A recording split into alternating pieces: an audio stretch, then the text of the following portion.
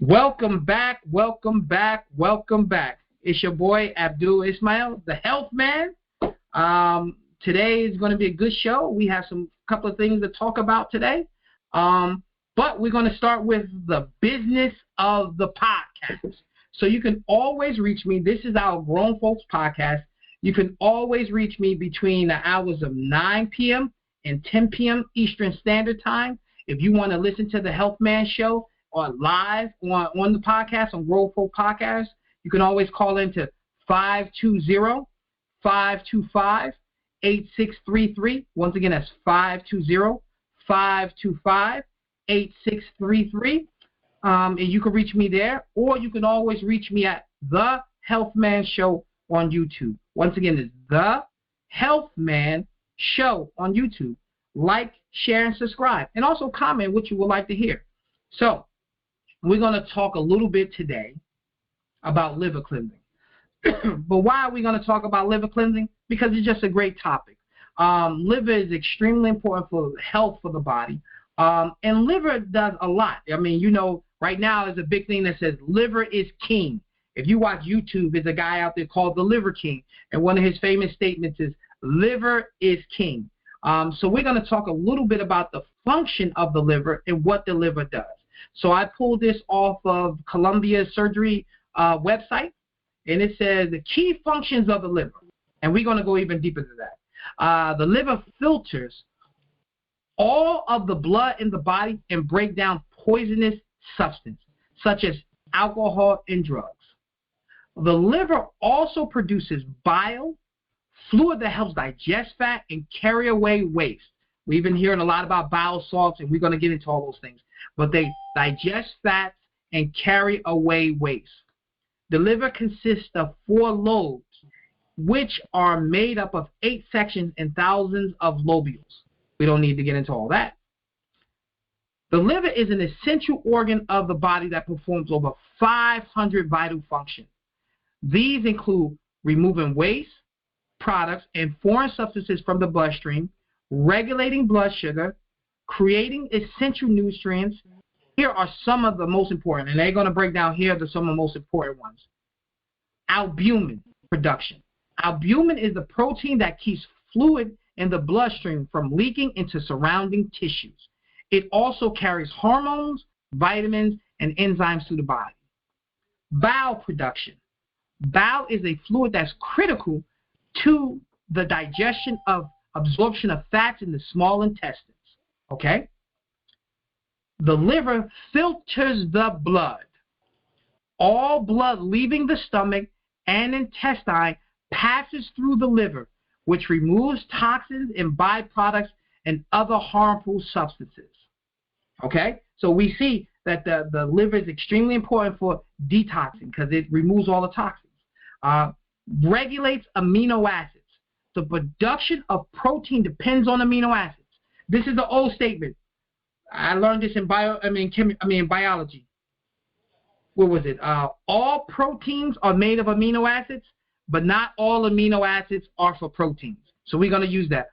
All proteins are made of amino acids, but not all amino acids are used to make protein. Okay? All amino acids are not protein, but you need amino acids to make protein. So it regulates amino acids. The production of protein depends on amino acids. The liver makes sure amino acid levels in the bloodstream remain healthy. Okay? Dr. James. Okay. Regulating blood clotting.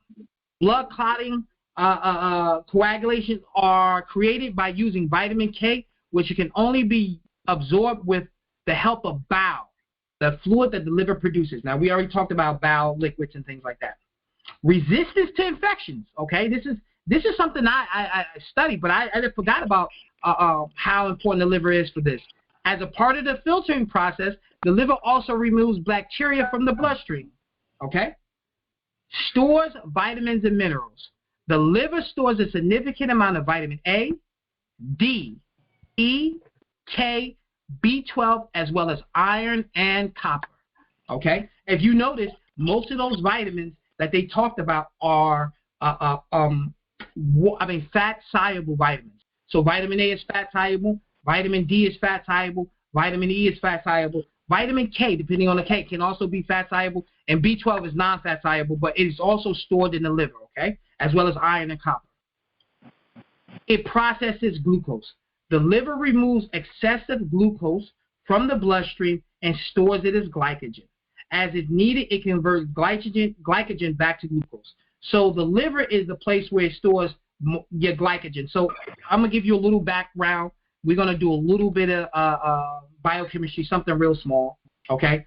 So when you take in sugar and you consume sugar, the body goes through the process of using insulin to, make the sugar go into the cells. But anywhere where it's excessive, it stores that excess sugar into the liver. So the liver takes that glucose and it binds it together. So just think of you taking like a piece of a branch and putting it together, okay? So you got a piece of a branch, you put it together, boom, and then you put another branch, boom, and you put not even a branch. Let's do it as a chain. Let's say if you have a chain. You take a piece of a chain, boom, you put this other piece of a chain, boom. You put another piece of a chain, you keep getting these long chains, long chains, long chains. All this glucose combined together, and after a while, it looks like a massive chain. Well, that chain is called glycogen, okay? So the liver stores an abundance of glucose in the form of glycogen, okay? So that's one of the things that the liver does, okay? One of the functions that the liver does, it stores glycogen, your glycogen loads. Once the body fills up, the liver fills up with glycogen, said, damn, this is too much. I can't store no more glycogen in this baby. My pockets are full. What are we going to do? Let's go convert this into fat. So it takes that excess glucose, and then I think it goes through the process of gluconeogenesis. I think so. I got to remember the words. This is biochemistry. I think that's what it was called. Gluconeogenesis, in the process of turning that excess of sugar into fat storage. So it turns that excess of sugar to fat storage. So we consume a lot of glucose. The liver says, okay, this is too much in the bloodstream, and the cells got enough. Let's break this and let's turn it into this long chain called glycogen. That glycogen says, all right, we're going to store as much as we can. The liver says, oh, my God, my pockets are full. I got too much glycogen. I can't put no more inside of here. Then let's turn this glucose into fat, and the fat cells will use that. So that's the way the body stores its energy. It goes from using it to storing it as glycogen. Now, if it's too much, we convert it to fat, and we store it as fat. And we already talked about how fat cells are like, we always look at the fat as being like a battery, okay? It's store of energy. So we talked about some of the some of the things that the liver does, the functions of the livers. So let's go back through it real fast. So we go back. Albumin production. So albumin is a protein that keeps the fluid in the bloodstream from leaking into surrounding tissues. It also carries hormones, vitamins, and enzymes through the body. So albumin is a protein, okay? So that's one of the functions that the liver does. Bile production. Bile is stored, it comes from the liver, and it's stored in the gallbladder. What bile does, it emulsifies fat in your food, okay? It emulsifies fat in your food. It makes the fat absorbable for the body. It binds to it, and it makes it absorbable to the body. It actually, what I mean by emulsifies it, it makes the fat water soluble so the body can take it up. So understand that. Remember, fats usually, if you put olive oil inside of a cup of water, it floats and it does not mix. Bile allows it to be emulsified to allow it to mix and be water soluble so the body can uptake it. All right? So that's what bile does. And it also does some other things. But that's the function of bile when it comes down to digestion, okay? So you understand that. So that's one of the things bile does. It filters the blood, okay? It filters the blood. So think of your liver as the biggest filter. It's basically the biggest filter in the body. You have the liver as number one. Number two is the kidneys. But the liver filters so many toxins out. It regulates amino acids. We already talked about it helps with the production and building blocks of amino acids. And it helps the body produce protein. It regulates clotting, okay? It resists infections. And it's the storage space for your vitamins and minerals, certain vitamins and minerals like vitamin A, D, E, K, and B12, iron and copper, okay? And then we already talked about it fills up its pockets with glucose, turns it to glycogen, and if you store too much glycogen, now we're going to turn that baby to fat. But we try to keep that from happening as much as we can because we're trying to stay slim and trim for the summertime and beyond, okay? So we already talked about those things. So those are some of the functions of the liver. Extremely important, and if you watch The Liver King, he eats it. Now, you can have liver all you want. I heard liver tastes good. I've never had it. Actually, I heard it tastes terrible. Most people say you cook it with onions and green peppers and garlic, and it's supposed to be more flavorful. You can have that. I will stick with my fruits and vegetables and a little bit of chicken wings. And my salmon. Okay. Now, let's talk about things that detoxify the liver. Now, we talked about the function of the liver. Now we're going to talk about things that you can do to detoxify the liver. We're going to talk about the foods first. Oh, I want to give y'all something too. This is so cool. This is so cool. In Chinese medicine and in Ayurvedic medicine too, especially in traditional Chinese medicine, the liver is the storage mechanism for emotions. The liver is the storage organ for emotions. So if you are dealing with depression, if you are dealing with anger issues, if you're dealing with sadness and all those things like that, in Chinese medicine, you have to detoxify the liver to release the energy that's caught up from those emotions. Now, I know it may sound crazy and all them other things like that for most people, but if you ever get into understanding Chinese medicine and you actually understand the way the body works, the liver is the storage mechanism for emotions. Okay? So when you get into detoxifying the liver in traditional Chinese medicine, it's not just about taking herbs, foods, and vitamins. It's also about releasing those emotions that's trapped in there that's causing a lot of issues. And remember, emotions have a physiological response. Okay? Emotions have a physiological response. When you get angry, you actually get hotter. Okay? So there are physiological responses to emotions that can be trapped in the liver, that it could be causing damage to the body. So I'm not going to get too deep into that because I'm not as well versed in that. I've studied a poquito of Chinese medicine, but I do know that the liver stores it. And if you ever get into a methodology, it's a guy named was Dr. Joe. He got into a healing art called body talk, in which the body actually talks to the healer, okay, and it tells it what's wrong. One of the things that they always focus on is on the liver, because he even talked about the liver, it stores the emotions, and you'll have issues, you'll have health issues from years of emotions that's been locked into the liver. I experienced this, and I was greatly surprised by it. Maybe we could talk about that a little later if y'all are interested. So, foods that help with detoxifying the liver.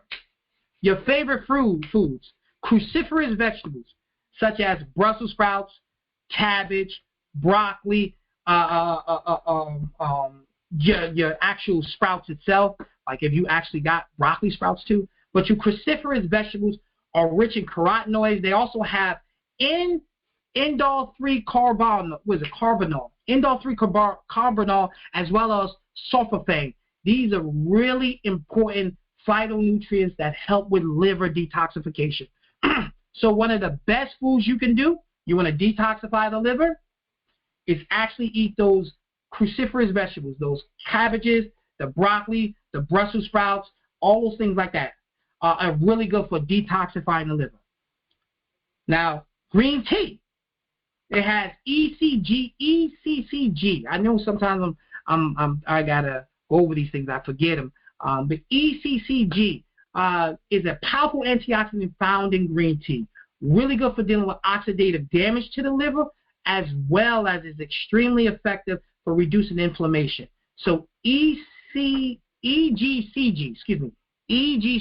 is the antioxidant found in green tea that's very good for detoxifying the liver. Your green leafy vegetables, your kale. You know, as black folks, we like collard greens, right? Collard greens, kale, mustard greens, spinach, All those things like that are really rich in chlorophyll. Now, what is chlorophyll?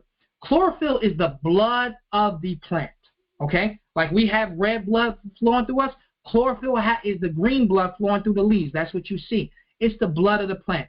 Chlorophyll is very alkalining to the body. Chlorophyll has a natural detoxifying effect. It's extremely important for pulling poisons out the liver and allowing the body to chelate metals and things like that. So chlorophyll is extremely good for detoxifying, found in your green leafy vegetables, okay? Wheatgrass, parsley, all those things like that you want to do. Now, they say also nuts. Nuts are really good for cleaning the liver. I don't necessarily think they're really good for cleaning the liver. I think they're more assisting the liver because of the simple fact, such as like your walnuts, such as your almonds, such as your Brazilian nuts. They have a large amount of omega-3s, and those fatty acids are really good for helping the body secrete bile. And bile also releases when your body is detoxifying the liver, or when the liver is detoxifying the things that's in the blood. One of the ways it releases the toxins is through bile, through the gallbladder, that goes into the small intestines and comes out through the colon. Okay, so the fats found in nuts are really beneficial for that. Olive oil. Olive oil is also really good. Why is that? Because it stimulates bile to release. Also, olive oil has a tremendous amount of good olive oil. Not that trash that you buy that's $3. I'm talking about olive oil that's extra virgin olive oil. Extra virgin. Because, why have a virgin when you can have an extra virgin? Why have a virgin? What would you call the opposite of extra virgin olive oil? I don't know. What's the opposite? It's not just olive oil, because if it's extra virgin, then what's the opposite of that? That's a joke. But extra virgin olive oil is the best olive oil. The best olive oil you can have. It has a tremendous amount of antioxidants in it, and it also is another one that stimulates bowel production. Most of your fats do that.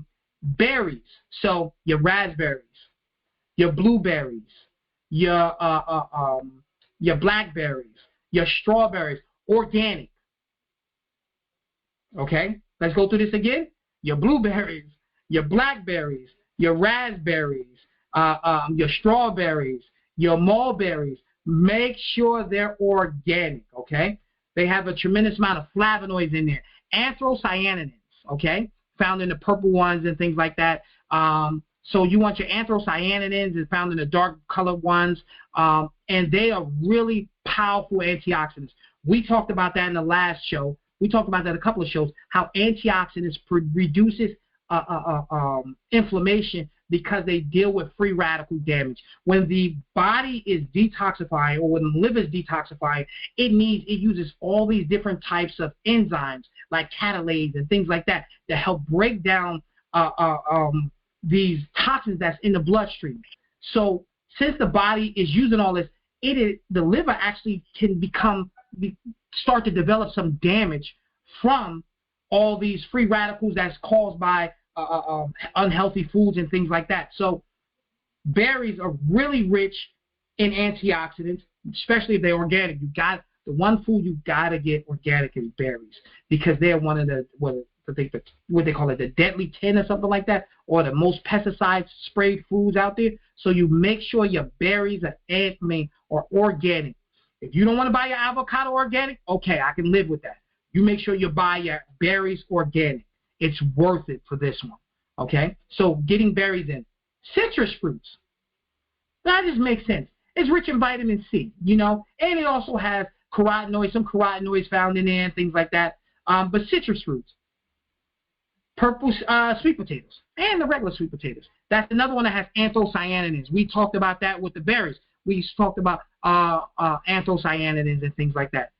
Beet juice or beetroot juice, okay? So you go to the store, get some beet juice, go to a health food store, go and get you a bottle of beet juice, really good for detoxifying the liver. Also, beet juice also dilates the blood vessels, and it helps the body produce more nitric oxide, okay?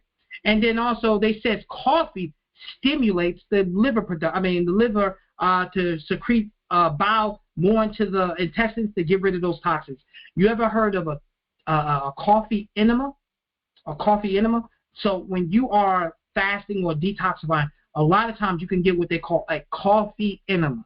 So It literally is a coffee in an enema bag, and you're usually using black coffee. You're not using, a mochaccino or something like that. It is straight black coffee with some water, and you do an enema, and that actually stimulates the liver to produce more bile, to let those toxins go into the colon and flush them things out, okay? So coffee is really good. Also, drinking coffee helps too, but actually doing it better as a enema, then you get even better results from it. So you can do a coffee enema. And those things are really important while you are, foods that you can eat while you're detoxifying the liver, and things that also help you detoxify the liver. Now, things to avoid while you're detoxifying the liver. Things to avoid while you food that is really high in fat, okay? While we're detoxifying the liver, you don't want to go to McDonald's. You don't want to be consuming really high fatty foods. You want fat, but you don't want a very high fatty foods, and you don't want to deal with processed foods. You should not be eating salami while you're trying to detoxify the liver, okay? Don't go to your salami. I know your what is it? My Oscar Mayer wiener has a Oscar Mayer M-A-H-E-R. I can't even think of the song. But don't go to your Oscar Mayer wieners. Don't go to your bologna. Stay away from all those processed meats while you're detoxifying the liver. And please, don't go out while you're detoxifying the liver. Go out to the club and take a shot of Hennessy or drink your favorite beer or anything like that. That literally goes against the effects of you detoxifying the liver. And another thing that also helps while you're detoxifying the liver, reduce the amount of sugar you want. Okay? The body turns excess sugar to glycogen. After it starts storing too much glycogen, it turns that glycogen to fat. Too much sugar, the body stores fat, and the liver becomes fatty. Okay? So we want to avoid a lot of sugary foods while we're trying to detoxify the liver. While you're eating these foods that help you detoxify the liver, we want to avoid as much sugary foods as possible. If you can go keto, a clean keto, that would be excellent. If you can fast while you're detoxifying the liver, that would be excellent. But you just avoid these foods and do the other foods that will help you detoxify the liver. Okay? Now, let's get into the funky fresh stuff. And then we're going to have a good conversation today. Because today I actually want to have more of a conversation with you versus to sit up here and just talk to you for a long period of time. We're going to get into the part that I know. This is my strong part, okay? We're going to talk about the herbs that detoxify the liver, okay? So we're going to get into that right now. Herbs that detoxify the liver. You've been in the health food store. You've been to CVS. You've been to ShopRite or any supermarket out there. You know one of the main herbs that help you detoxify the liver is called milk thistle. It has an antioxidant, or it has a phytonutrient in it called similarin, okay? And this is a phytonutrient that helps with detoxifying and cleansing the liver. It also helps rebuild liver cells. Liver is one of the few organs that can regenerate, okay? You see how your kidneys get damaged and they don't really repair themselves? Well, you know what to do as far as herbally you can, but the liver can repair itself. The liver is one of the few organs that can actually regenerate. If you're left with a little sliver of it, the liver can figure out a way on how to still work properly because it can regenerate the cells. So milk thistle is an excellent liver detoxifier, okay? One of the best, one of the most known, milk thistle. Number 2, artichoke. You probably ate artichoke before. This is an herb/food. Artichoke is another one that helps the body stimulate bile. And why do we keep going back to bile? Because that's the way the body releases the toxins out. The liver releases the toxins out is through bile. What do we say? The body secretes bile. It goes to the gallbladder. The gallbladder, when it's time for digestion, secretes the bile into the intestines. It helps emulsify fat, but at the same time, it takes those toxins that's in that bile and releases it into the colon. And your body excretes that. One of the reasons why we have dark fecal matter is because excessive or old blood, red blood cells that have been destroyed, the liver gets them out of the body. And that is one of the reasons why we have dark stool. That's one of the reasons why our stool is brown, is because of red blood cells and bile. Okay? That's getting rid of those old red blood cells. Get them out of you. Okay? So artichoke helps the body secrete more bile. A herb I love is called Schisandra berries. It's an adaptogenic herb. Schisandra berries. Schisandra berries. Great from traditional Chinese medicine. Excellent detoxifier of the liver. If you get on Schisandra berries, you will start noticing that you have a little more energy. You're a little more focused. If you're a man, it actually kind of like helps with a little bit of building up your, well, man and woman. It helps a little bit to build up your libido. So Schisandra berries is really good for that. But Schisandra is one of the best detoxifiers for the liver. I actually personally like a little more than milk thistle, but milk thistle is the better detoxifier. But Schisandra is a better overall herb. It's an adaptogenic herb. If something's going wrong with the body, Schisandra kind of like helps the body deal with stress and all that other stuff. Turmeric. Turmeric is extremely good for dealing with detoxifying the liver. We hear of all the benefits of turmeric. Turmeric is really good for antioxidant. Turmeric is excellent for inflammation. Turmeric is really good as an anti-cancer. Turmeric is really good for protecting the brain cells.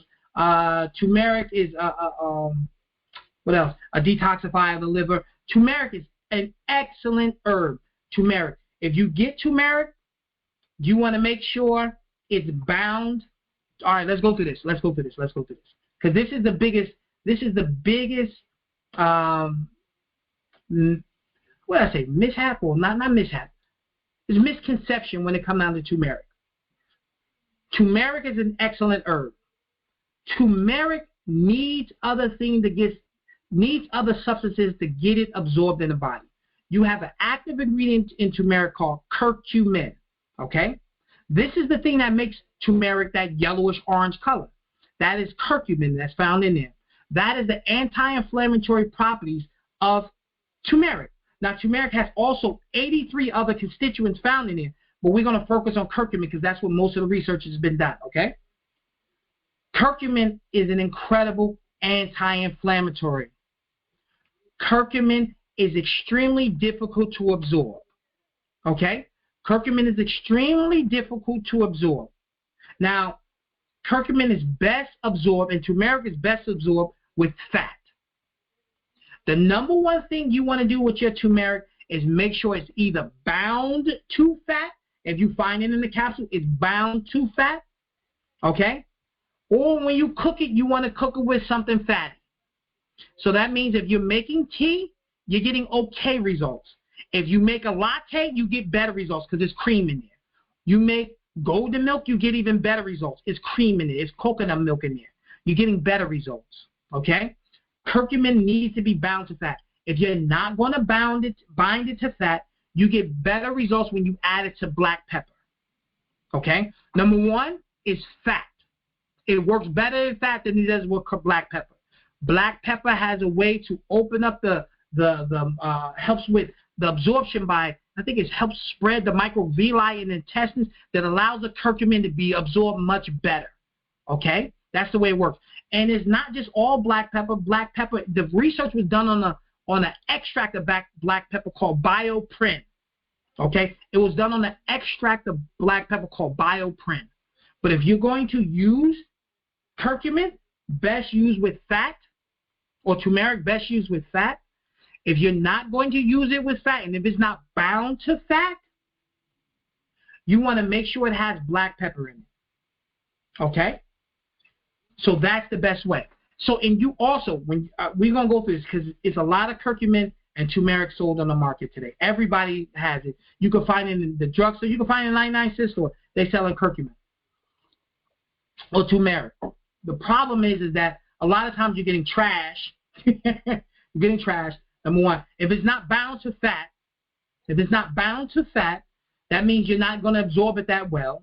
But then they don't even have the black pepper with it a lot of times. So you don't even get the best results with it like that. So number 1, bound to fat.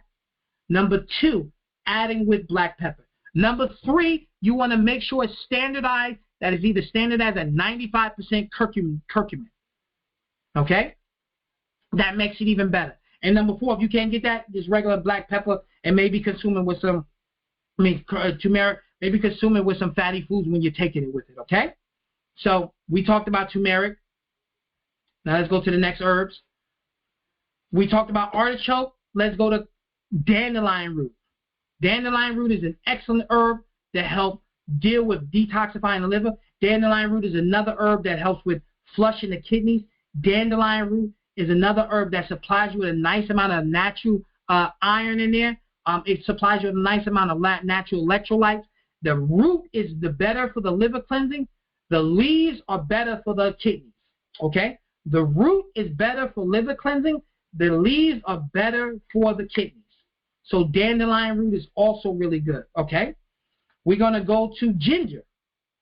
Now, you could go to your local store and get ginger. This is something that's not real expensive. Ginger is another one. It's in a turmeric family. They look very similar. But ginger is another detoxifier of the liver. Cardamom. That's right. That seasoning that everyone loves. Cardamom is also really good protecting, detoxify the liver. Chicory. Chicory root. Okay? Chicory root is another great herb that cleanses the liver. Now we're going to go into some mushrooms. Reishi mushroom, better known as the king of all the mushrooms. Excellent for giving you energy. Excellent for boosting the immune system. Excellent for protecting the heart. Excellent for mental focus. Reishi is considered the king of the mushroom. R-E-I-S-H-I mushroom. R-E-I-S-H-I mushroom. Reishi mushroom. Excellent antioxidant. Excellent detoxifier of the liver. Cordyceps mushroom. Now, cordyceps is weird. I'm going to give you a little story of cordyceps. I always like the story of cordyceps. Cordyceps is a weird mushroom because it's really not a mushroom. Cordyceps is a fungi that infects insects when they eat it. It infects their body, okay? And then it kills them. It takes them over and it eats. It basically makes their body like a skeleton. And then the mushroom or the cordyceps itself busts out through the back of the insect. That's just crazy. And they become like zombies and stuff like that, right? And then the mushroom literally takes them over. It looks like mold is over on top of them. And out of nowhere, after about like 5 or 10 days being infected with the cordyceps spawn, a mushroom busts out the back of the insect. And that's what people found to eat. I always wondered, like, how did ancient man know to eat that? Like, oh, look at that ant. That's something punking out of his back. Let me see what that's about. I always wonder, how did they figure that out? Like, how did they know? Well, cordyceps mushroom is an excellent mushroom to detoxify the body, but really detoxify the liver. Excuse me, not the body, the liver. Cordyceps mushroom is also a mushroom that dilates blood vessels. Now, it does not give you more nitric oxide, but it does dilate the blood vessels, and it gives you more energy. They found that people who exercise and take cordyceps mushroom, they have more VO2. So it has to do with how much oxygen is in your blood at the time when you're exercising.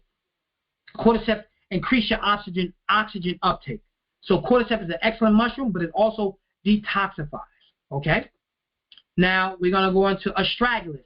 Another great herb, great in the Chinese family. Astragalus is really good for giving you, detoxifies the liver, but astragalus also is really good for keeping the immune system healthy and strong. And astragalus is if you take enough of it, you'll start noticing you feel a little better from astragalus. Now, there's some other herbs that I'm going to give honorable mention to. Angiographis. This is another herb that you find in Ayurvedic medicine that's extremely good for cleaning the liver. So angiographis is a really good one. I'm trying to think of something else. I know we said cordyceps. Lion's mane does have a positive effect on the liver. Lion's mane is an herb, is a mushroom that's also really good for the liver. We already talked about milk thistle. I'm trying to think of something else. And there's an antioxidant out there. It's called NAC. I'm going to give you 2 antioxidants that you can use. NAC stands for N-acetylcysteine. Okay? N-acetylcysteine. NAC is a powerful antioxidant. Actually, in the 60s, a pharmaceutical company found this antioxidant out, and they would originally used it for treatment of respiratory infections or respiratory issues. Okay? So NAC. So NAC is an excellent antioxidant. Now, why is it so great for the liver? We talk about respiratory issues. It's really good for protecting the brain and things like that, but it's extremely effective for the lungs. NAC turns to glutathione. It's a precursor to glutathione. Glutathione is the ultimate antioxidant in the body. It is the ultimate antioxidant in the body. It's called glutathione. It is the strongest antioxidant that your liver uses to break down toxic chemicals. It's one of the ones that your liver uses as an anti-aging. It's one of the best. It's not one of the. It is the best antioxidant that your body makes. It is the most powerful antioxidant out there. If you think of the antioxidants as military hardware, the glutathione is the nuclear bomb of antioxidants. Its job is to take them all out. If you can't. The free radicals. Glutathione is there for you. You know what I'm saying? It's the body say this is the last resort. Vitamin C ain't do it. This ain't do it. Glutathione, come on, baby, take us home. NAC is a precursor. That means it can turn into glutathione. It can make the body create more glutathione. So NAC, excellent antioxidant. It makes your body create the best antioxidant out there, and that is glutathione. Secondary antioxidant that you can buy or use is an antioxidant called SOD. SOD, son of a dog? No, SOD. I think it's superoxide dismutate. Superoxide dismutate. Okay, that's the name of the antioxidant. It's an antioxidant that's extremely good for detoxifying the liver. It's a powerful antioxidant, very powerful. It even has chelating effects on certain heavy metals. Okay. SOD. Now, SOD is one of the few antioxidants that when you take it, you get it enteric-coated. It does not do well in the stomach. Okay? It does better in the intestines. So you have to have it coated a certain way, because if not, you waste it. It's like taking a pill and saying, oh, okay, yeah, I get SOD. No, it's going to be wasted by the stomach acid. So you want it, it's like certain coatings for these antioxidants, like SOD. NAC, you don't have to worry about that with. SOD, you do. You want it either enteric-coated or the capsule will have a double coated on there, because you want it to pass through the stomach and make it to the intestines. That's the most important. And then another way you can get SOD in, barley grass juice. Not wheatgrass juice, barley grass juice. Barley grass juice is a natural source for large amounts of SOD. Okay? So you can get SOD from drinking barley grass juice. You take a table or a teaspoon of barley grass juice twice a day. It's rich in chlorophyll. We already talked about how chlorophyll helps detoxify the liver. Okay? And it's also really rich in SOD. Okay? So another one, too, that's also an honorable mention is spirulina. Now, most people have heard of spirulina. It's been around since the 70s, 60s, and 70s. They call it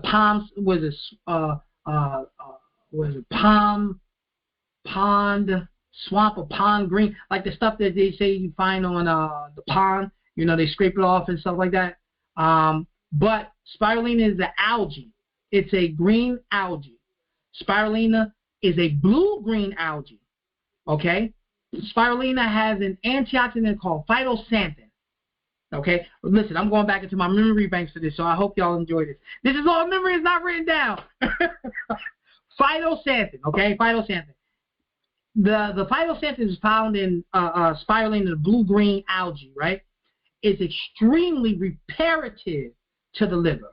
Extremely reparative to the liver, okay? So if you are dealing with liver damage, fatty liver, you use all these other herbs, and you want to repair the liver. You want to give the liver more of what it needs. You want phytoxanthin that's naturally found in spirulina. Spirulina is an algae. It's rich in vitamins, minerals. It's one of the few plant sources of B12, okay? Now, 98% of that B12 is not usable. It's in an analog, okay? It's an analog of B12. So let's say we're in the world of cis and trans, you know, let's say if the B12 needs to be in a cis form for your body to use it, Well, 98% of that B12 or 99% of that B12 is in the trans form. So that it looks like a B12. It's an analog of B12, but it's not full B12. But it does have about 1 to 2% of that B12 is usable, okay? So it's one of the few plant sources of B12 in the world is spirulina. It has a tremendous amount of omega-3s naturally found in spirulina, so it's a great food to eat, okay? Great algae to consume to also help detoxify the liver. So those are things we can do to detoxify the liver, okay, and keep the liver healthy. Why is it important to keep the liver healthy? Because the liver is king. Without it, we cannot detoxify. Without it, we cannot filter our blood properly. Without it, most of your medications will not work without the liver because they're metabolized in the liver. So when you take Lipitor and your cholesterol medicines and all these other medicines, they are metabolized by the liver to the active form that the body can use for the medication to work. Okay? So understand how important the liver is. Most of your medications will not work without the liver metabolizing them, breaking them all down to form a form that the body can use and to have that function for the medication to work. Okay? Another reason why people have liver damage because of so much medication and things like that is because of the simple fact the liver job is to metabolize all these things. The liver metabolizes what you breathe in. When you breathe in the carbon, when you breathe in all the toxins and it goes into your lungs and it gets into your blood, the liver job is to metabolize it. When you consume a tremendous amount of non-organic foods and you got all these pesticides and all this other stuff, the liver job is to metabolize and break it down. Okay? The liver job, when you're fighting off a virus and a cold and bacteria, the liver job is to filter out the debris that's coming from the white blood cells of fighting. The liver is the cleanup organ. You know? The liver is it's like the cleanup, what is it? Make too easy for the cleanup woman. Yeah. The liver is the cleanup woman. It comes in and takes all that stuff out. You know, it's going to get all them toxins out. So that's why it's important to clean up the liver. Now, I'm going to unmute everybody, and we can have a discussion for the next 15 minutes if you want to. Now, I want to tell y'all something. This was one of the craziest things in the world. If you want to unmute, I'm going to give you a story about on why they talk about in Chinese medicine the liver is the organ that stores the emotions. I had, back in 2012, 2013, I was having heart issues.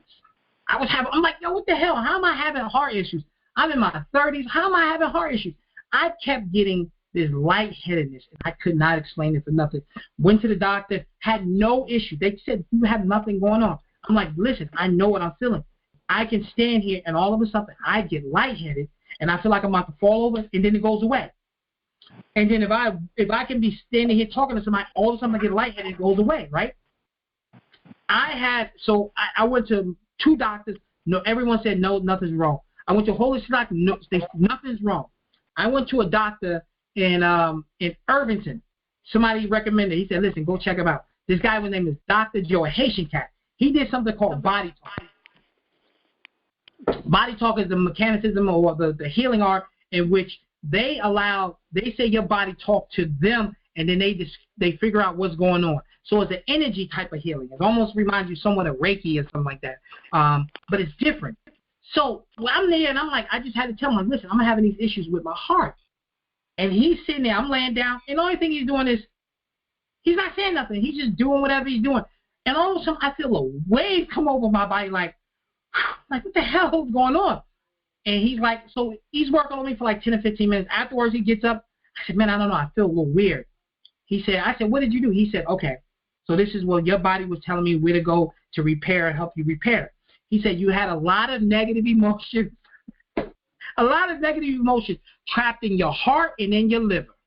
He said you had a lot. You had a lot of anger. You had a lot of frustration and all these other things trapped in your liver and in your heart. And it was choking your heart to make you feel like it was literally choking your heart that was affecting your circulation and all this other stuff. He said, so I released it. I said, okay, because I felt this weird wave come through me. He said, yeah, I was releasing those negative emotions. He said, you don't have any issues health-wise. You have all these emotions trapped in you. It's trapped in your liver and in your heart, and it was choking your heart. And that's why you was feeling what you felt. He said, when you go home, you're going to be extremely tired. And I was like exhausted. He said, it's going to take you about a day or two to feel better. And he said, I'm telling you, I just felt I was so exhausted. I went home, and I just had emotions going through me, and I just had to I had to go take a nap, and I slept like 12 hours. So that's why I say that the emotions trapped in the body. So it was different, it was different. It was a unique experience. I've never done that before. It was a unique experience, and I learned a lot from that. So that's what I felt with that. So talk to me. What do you know about detoxifying the liver, or what do you take for detoxifying the liver? Has anybody ever detoxed the liver? And if that was gonna be my question to you. What they about talk detoxifying? About the kidney detoxification. They talk to me about all kinds, but liver is not something I don't think I've ever had that conversation. Well, think about it. The liver detoxifies the whole body, so why not clean that out? Right, but how? But you named some things that I do take, but I didn't take for that reason, but I'm glad that I'm taking it, like the turmeric and with the black pepper and stuff. I've been taking that for over a year, but I didn't know it was doing that. Yeah, the liver actually has a positive effect on detoxifying. I mean, the turmeric with the black pepper, that helps. It's the curcumin. Curcumin is a powerful antioxidant. And the most important things you can do to detoxify the liver is to give the liver antioxidants. Give it a lot of antioxidants because it needs that. Antioxidants protects the liver because the liver deals with so much oxidative stress. One of the ways the liver deals with oxidative stress is by its job is to metabolize all these negative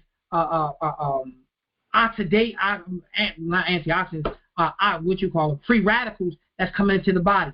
When you take certain medicines, it actually creates free radicals. When you breathe in toxins, it creates free radicals. When you eat these toxins, it creates free radicals. Well, all those things need to be filtered out by the liver. The liver job is to nullify those free radicals, okay? So that's the important thing of the liver. So if you never clean the liver, it's like you never cleaning your filter for your oil. If you change your oil, you don't clean the filter gets right back to being dirty. I mean, the oil gets right back to being dirty. So you got to change the filter. The liver is the filter of the organs. It's the filter of the body. It's the major filter. The kidneys are also a major filter, but the liver does more filtering far as toxins in the body, okay? Toxins in the body are filtered out because of the liver. That's why you have to clean the liver. The colon is just the storage, right? Okay? The colon is just the storage. But what does all the work to clean all that stuff is the liver. So that's why it's important to clean the liver. So it turns out I've been kind of doing it anyway, but I just didn't know. Oh, definitely. You drink enough water, that helps. You eat clean foods, that help. If you stay away from stress, that also helps keep the liver healthy. But if you do those antioxidant-rich herbs and foods like your berries, like your cruciferous vegetables, like your chlorophyll-rich foods, your turmeric, your sesame berries, your ginger, if you season with spices, garlic helps clean the liver. Keeps the liver healthy. Onion helps keep the liver healthy. I'm a garlic addict. So if you consume spices, usually spices help keep the liver healthy because spices are rich in antioxidants. Comprende? I think that's it. Spices are great. So that's the way you do it. Anybody else? Well, I feel. Detoxifying the liver. Go ahead, I'm listening. Hi, I'm Jules, Carolyn. How you doing, Carolyn? I'm good, thank you. How about you? I'm doing great.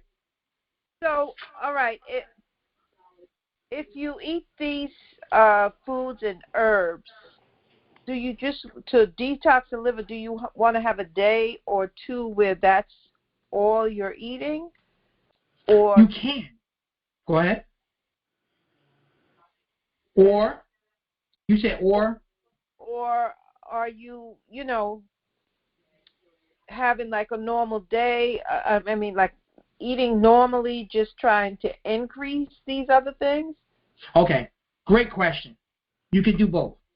Some people actually do a liver cleanse where they are on a different diet while they're doing it.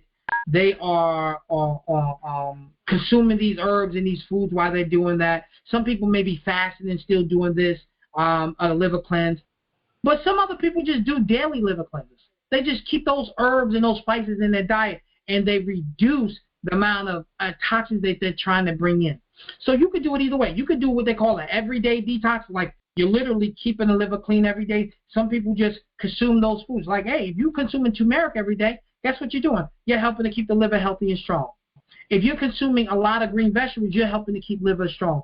But you can do it to the point where you just, every morning, you can wake up in the morning and say, you know what, I'm going to have lemon water with, lemons with distilled water, and you take a spoonful of olive oil.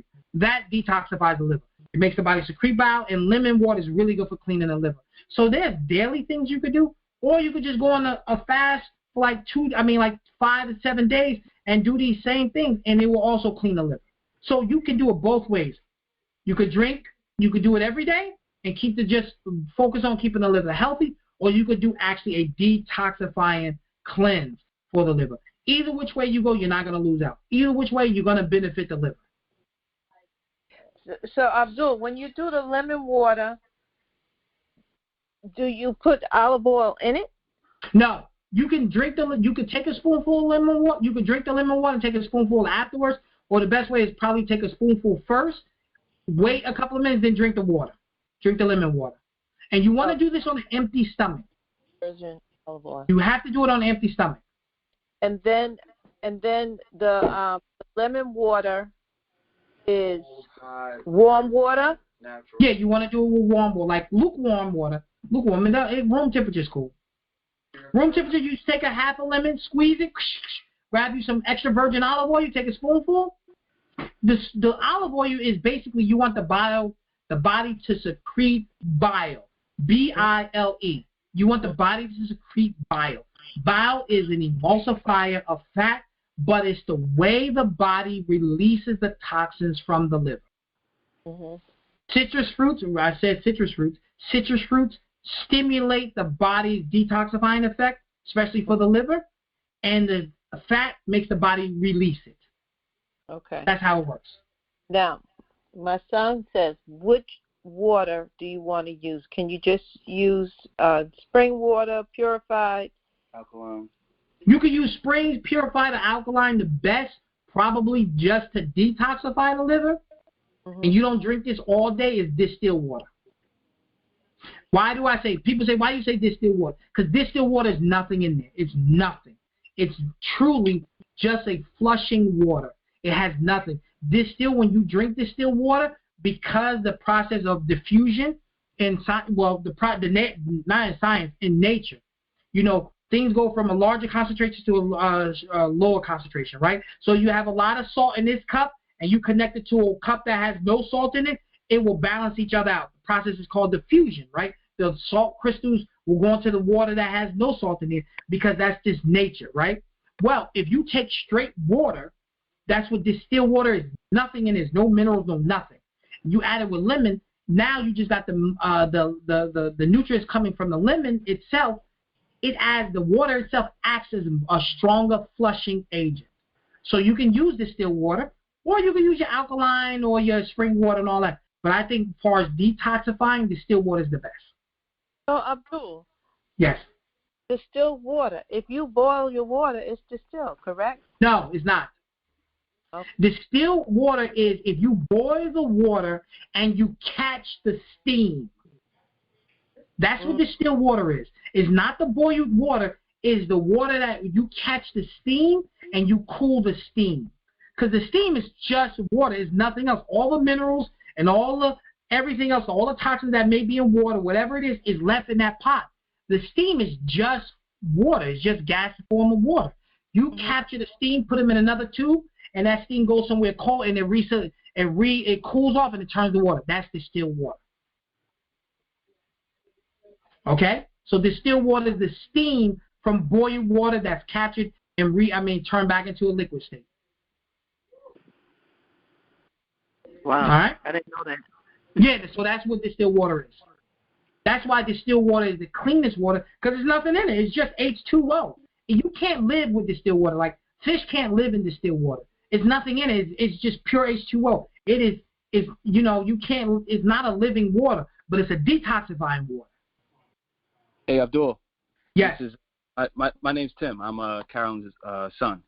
Hey, how you doing? Good, brother. How are you? I'm doing good. Awesome. So the reason I had to ask that question is because I have experimented with it on and off, maybe 3 months on, 3 months off kind of thing. But so I would feel a different effect if I used I used to fill up these 5-gallon jugs from like an alkaline spot as opposed to dumping a Poland Spring bottle of water in there. Yeah. I would feel like a little bit more awake with the Poland Spring, with the natural spring water, as opposed to the alkaline. So that's what I'm trying to. Does it matter? Is it?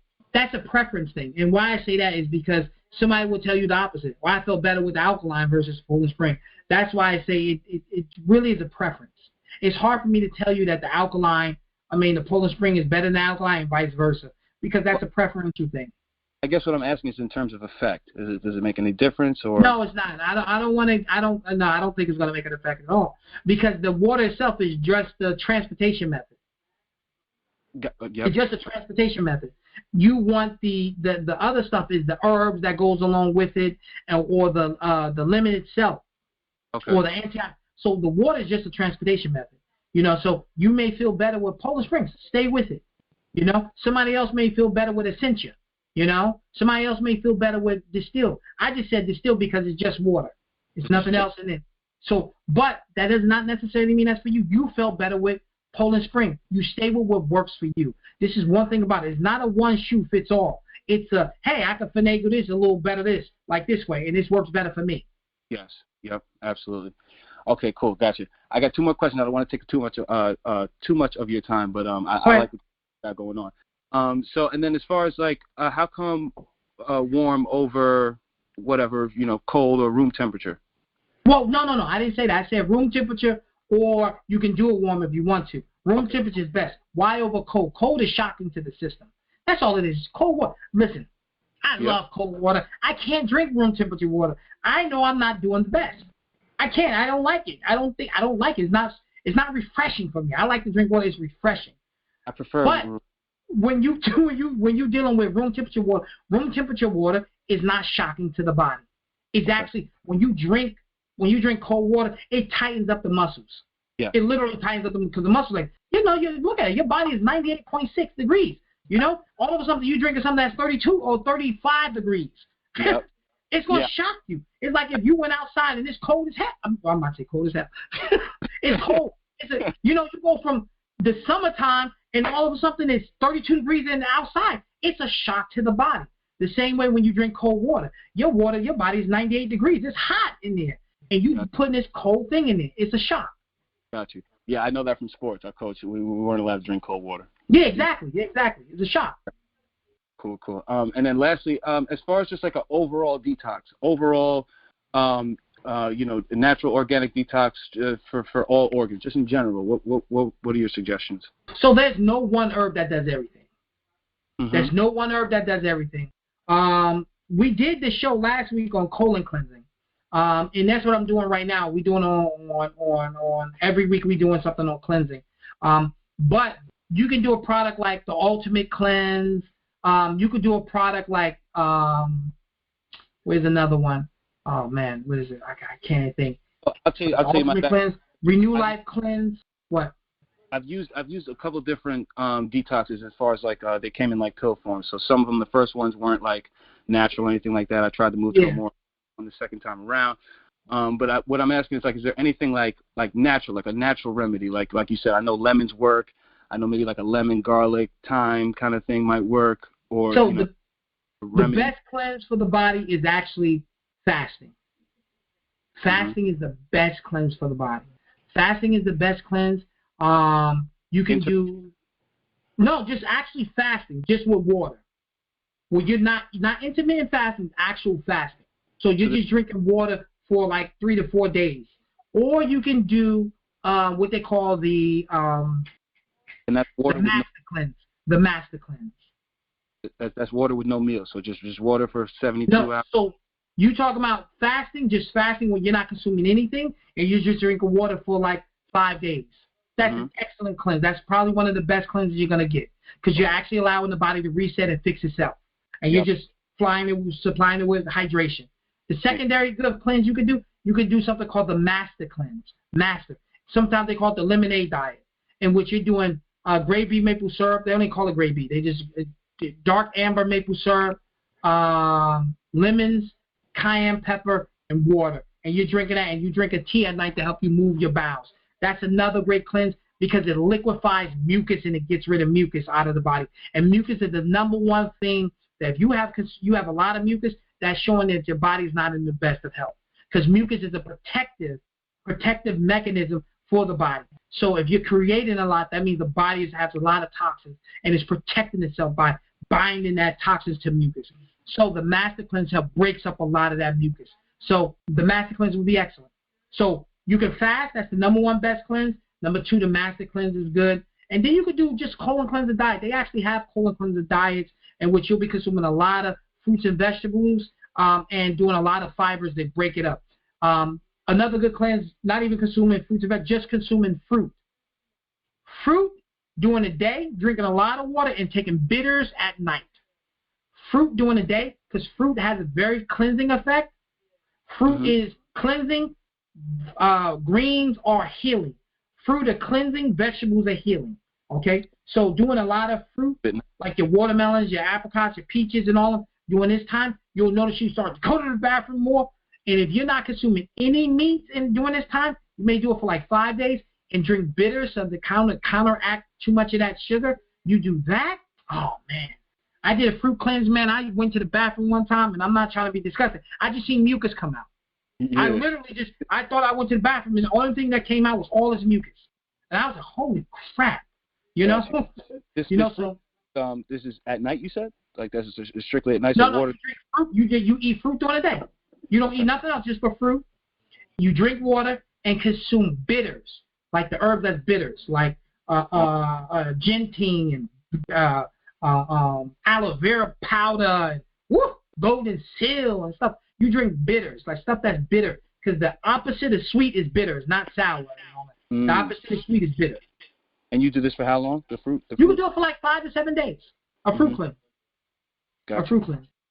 And then I got one last question because you struck my mind. So I've been seeing a bunch of people on social media and stuff doing like an all beef diet. Have you heard about that? Yeah, the carnivore diet. The carnivore diet, yes. And then do you know like anything as far as like the actual effectiveness of that or? It's new. I don't know, but I've seen people who've got like Dr. Jordan Peterson. Yep. He's a big into that. I know, God doggone, what's his name? Joe Rogan did it for like a month. And there's a couple other people who've done it. They said that it helps with autoimmune issues.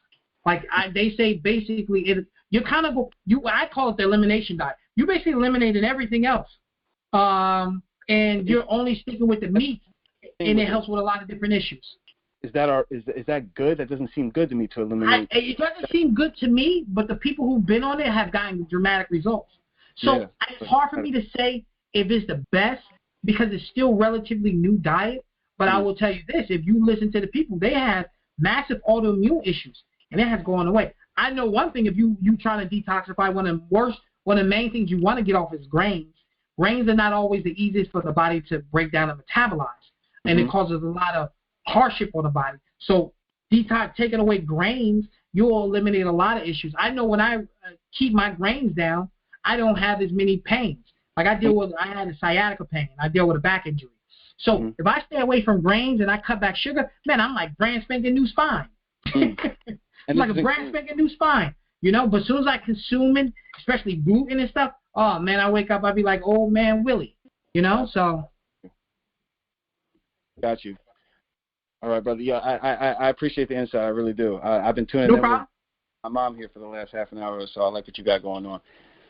And no problem at all. No problem. You look good, so it's working. Well, I'm trying, but I'm gray as hell. I'm 44, but I'm gray as hell. But So Oh, but listen. Okay, can you hear me? Got a question? Because we kind of. This is Adrian. Yes. I want to respond to what Carol's son was saying. Was asking about my best friend in Florida. She did that a couple of months ago, and she called me. She goes, "This is strange. I went to this new place for weight loss, and she said, and they told me to go on this meat diet. I had to get all this beef and for breakfast I have to eat just beef." And she goes, "This is strange." I said, "It sounds strange to me." I said, "You gonna try it?" She goes, "I'm gonna try it." And she tried it, and she did well. She said she's expected to feel a heaviness because of the beef and a lot of it was a lot of starch too with this, and she said it had just the opposite effect so on her. So she thought it was great. Yeah, a lot of people have done it. They've done really well. It goes against everything we learned in nutrition. You know, I went to school for this.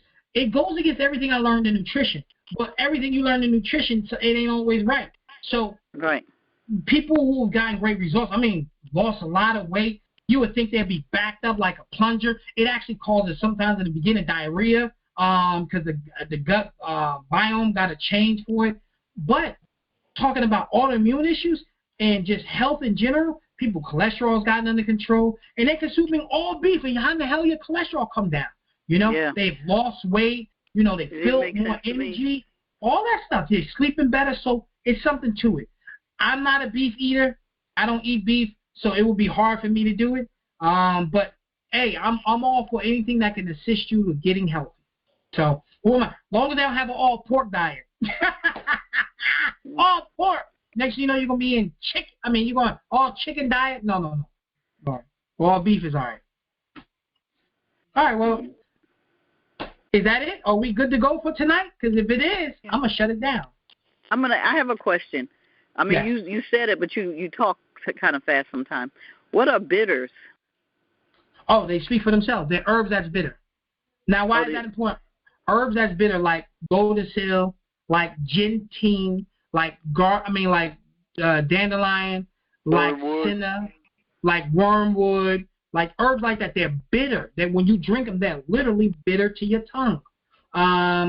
You ever had like alcoholic drinks? Sometimes they have alcoholic drinks where they add bitters to them. Well, those things I don't do that. Okay, but what bitters do is they stimulate bile production in the liver, and they also stimulate hydrochloric acid in the stomach. So bitters are really good for dealing with digestive tract issues. So anything with liver and stomach, bitters are excellent for. You have bitter foods like chicory. What is that? What is that green vegetable? It's not arugula. What's the other one? It's watercress. Not watercress. Watercress is not bitter. If you ever had one of them spring salads, kale. Kale is slightly bitter. Yeah, but it's not chicory. It's oh God, that's gonna bother me. But it's like a spring green. Now, if you go to a good Italian restaurant, they'll actually give you greens that's bitter.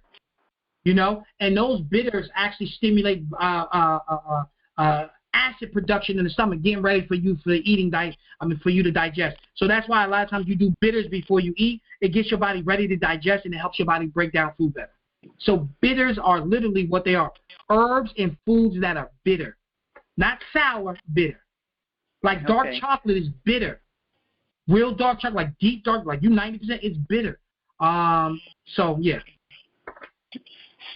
All right. So thank you all for the night. Thank you for the night. Thank you for tuning into the Health Man. I appreciate it. And I'll see y'all next week, same time, same place. 9 a.m., 9 p.m. to 10 p.m. The Health Man Show. Thank you so much, y'all. Thank you. Take care. Have a good night. All right. Have a good night.